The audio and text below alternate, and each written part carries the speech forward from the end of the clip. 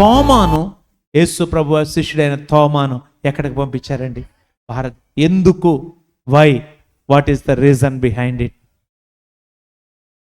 అన్యజనులకు రక్షణ కావాలి. మనం ఎవరు? భారతదేశస్తులు ఎవరు? దేవుని ఎదుట యూదులు కాని వారమే, అన్యజనులమే. మనకు కూడా రక్షణ ఉంది. మీకు తెలుసు, తోమా దగ్గరికి యేసు ప్రభువాడు వెళ్ళి, నీవు భారతదేశం వెళ్ళాలి.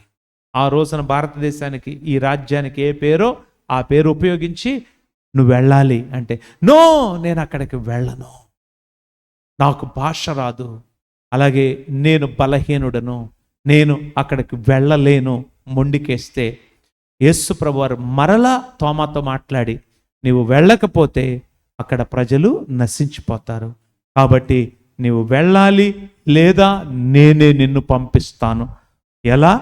బానిసగా అమ్మి వేస్తాను అన్నాడట. అయినా తోమ ఒప్పుకోలేదు. ఈలోపుగా రానే వచ్చాడు భారతదేశం నుండి వర్తకుడు. రాజు గుండెఫరోస్ చక్రవర్తి పంపిస్తే అక్కడికి వెళ్ళి, అదంతా ఒక ప్రాంతం, మరి మనదంతా ఒక ప్రాంతం. ఆ ప్రాంతంలో ఎవరుండేవాళ్ళు? గొప్ప గొప్ప శిల్పులు, గొప్ప గొప్ప మరి కార్పెంటర్స్, ఇంకా రకరకాలైన వాళ్ళు ఉండేవారు. వాళ్ళల్లో ఒకళ్ళు కావాలి, స్కల్ప్చర్ కావాలి అని అడిగినప్పుడు మరి వెళ్ళి ఒక శిల్పి కోసం వెతుకుతుంటే కరెక్ట్గా అదే టైంకి అక్కడ ఎవరిని తీసుకొచ్చి నిలబెట్టాడు? యేసయ్య తోమాని తీసుకొచ్చి, ఇదిగో ఇతను చాలా గ్రేట్ శిల్పి, నేను నీకు అమ్మేస్తాను, ఇతని యజమాని నేనే అన్నాడు. ఎవరు? యేసయ్య. ఎవరితో? వర్తకునితో, ఆ వ్యాపారస్తునితో. అంటే అప్పుడు వ్యాపారస్తుడు వచ్చి తోమాతో డైరెక్ట్గా ఇతను ఎవరు అని యేసుప్రభుని అడిగారు. యేసుప్రభుని చూపిస్తే, ఈయన నా యజమాని అన్న. ఏమన్నారండి? ఈయన నా యజమాని, ఆయన నిన్ను అమ్మేస్తున్నాడు. ఓకే, అలాగైతే సంతకం పెట్టమని రాయించుకుని సంతకం పెట్టి ఎవరికి అమ్మించేసుకున్నాడు? వర్తకునికి. యేసయ్య అమ్మిచ్చేసి ఓడెక్కిచ్చేశాడు. ఇదంతా ఎక్కడుంది? నేను కల్పించి చెప్తున్నాను అనుకుంటున్నారా? సుమారు 300 పేజీలు ఉన్నటువంటి ద యాక్ట్స్ ఆఫ్ థామస్ అనే పుస్తకం ఫ్రీగా మీరు డౌన్లోడ్ చేసుకోవచ్చు, పీడిఎఫ్లో చదవండి. ఓకేనా? మొట్టమొదట జరిగిందే ఇది. ఇక్కడ నుంచి స్టార్ట్ అవుతుంది అనమాట.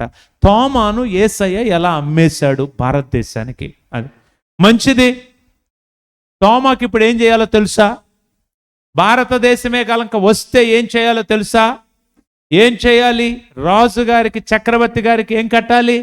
అంతఃపురాన్ని కట్టాలి. తెలుసా? తెలీదా? అదేనా? ఇంకేమైనా తెలుసా? గట్టిగా చెప్పాలి. సువార్త ప్రకటించాలి. దేవుని యొక్క గాడ్స్ ప్లాన్ మర్మము విప్పి చెప్పినట్టేనా యేసయ్య తోమాకు? ఇక్కడికి వచ్చిన తర్వాత తోమా పేతురులాగా చిచ్చి వాళ్ళతో నేను మాట్లాడను, వాళ్ళకి సువార్త ప్రకటించను అంటాడా? అనడు. వచ్చాడండి. రాజుగారి దగ్గరికి తీసుకొచ్చారు. రాజుగారు అవసరమైనవన్నీ ఇచ్చారు. ప్లేస్ చూపించారు అంతఃపురం కట్టించడానికి. డబ్బు కూడా ఇచ్చారు, కలప కూడా ఇచ్చారు, వెండి బంగారాలు కూడా ఇచ్చారు, అన్నీ ఇచ్చారు. అన్నీ తీసుకున్నాడు. తీసుకుని అన్నీ ఏం చేశాడు? సువార్త ప్రకటించడానికే వాడుతూ, పేదలకి డబ్బులు పంచిపెడుతూ, సువార్త ప్రకటిస్తూ, అద్భుతాలు చేస్తూ, అనేక మందిని ప్రభు అయిన యేసుక్రీస్తు నిజమైన దేవుడని చెప్పి నమ్మిస్తున్నాడు. ఇంతలో రాజుగారికి కబురు వచ్చింది, అయ్యా నీ కొరకు ఆయన అంతఃపురం కట్టట్లేదు. సరే పిలిపించాడు. ఏంటి, అంతఃపురాన్ని కట్టావా? కట్టాను. ఏం చేశాడంట? కట్టాను అన్నాడు. నాకు చూపిస్తావా? నీకు కనపడదు, చూపించలేను. కట్టాను కానీ నీకు చూపించను, నీకు కనపడదు. ఇక ఎట్లా ఉంటుంది రాజుగారికి? మీరన్నా చప్పట్లు కొడతారేమో కానీ నేను కొట్టమంటే రాజుగారు చప్పట్లు కొడతారా? మామూలుగా అగ్గి మీద గుగ్గిలం అయిపోయాడు. వాడిని పట్టుకుని చెరసాల్లో వేయండి అనగానే తీసుకెళ్ళి చెరసాల్లో వేశారు. చెరసాల్లో తోమా ఏం చేస్తున్నాడు? ఏడుస్తున్నాడు. అన్నం తింటలా, అన్నం మానేశాడు, అలిగాడు మీకులాగా. చెప్పరే ఏం చేస్తున్నాడు? అక్కడ సువార్త ప్రకటిస్తున్నాడు. అక్కడ అనేక మందిని ప్రభు దగ్గరికి నడిపిస్తున్నాడు. ఇంతలో ఏం జరిగిందంటే, రాజుగారి చక్రవర్తి యొక్క తమ్ముడు చనిపోయాడు. చనిపోతే చక్రవర్తి ఆ తమ్ముడు పరలోకానికి వెళ్ళాడు. పరలోకంలో దేవదూతలు తీసుకువెళ్తున్నారు, ఒకదాని తర్వాత ఒకటి చూపిస్తున్నారు. ఇది ఎవరిది, ఎంత పరం, నాకు కావాలి అన్నాడు. వాళ్ళు ఏమన్నారు, ఇది మీ అన్నది, నీది కాదు, నీకు ఇవ్వడానికి వీలు లేదు. అవునా, మా అన్నదా, ఎట్లా సంపాదించుకున్నాడు? తోమా అనే ఆయన సంపాదించి పెట్టాడు మీ అన్నకి. ఇక్కడ ఆశ్చర్యం, నాకు కావాలి.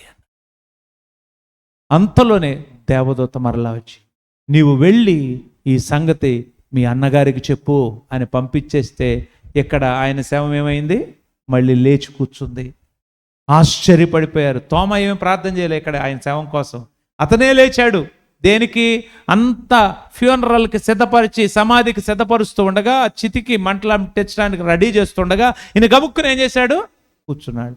కూర్చోగానే ఆశ్చర్యము, లేచి, అన్నయ్య నీకు పరలోకంలో ఒక అంతఃపురం కట్టబడింది, దేవునికి స్తోత్ర, అది తోమా అని ఆయన నీకు కట్టాడు అని చెప్తే అప్పుడు సబ్జెక్ట్ అర్థమయ్యి వెంటనే తోమాని ఎక్కడి నుంచి పిలుచుకొచ్చాడండి, చెరసాల్లో నుంచి పిలిపించుకొని సువార్త విని బాప్తిసం పొంది ఈయన దేవుడే నిజమైన దేవుడని చెప్పి తోమాను విడుదల చేసి నీవు సువార్త ప్రకటించమన్నాడు. దేవునికి స్తోత్ర.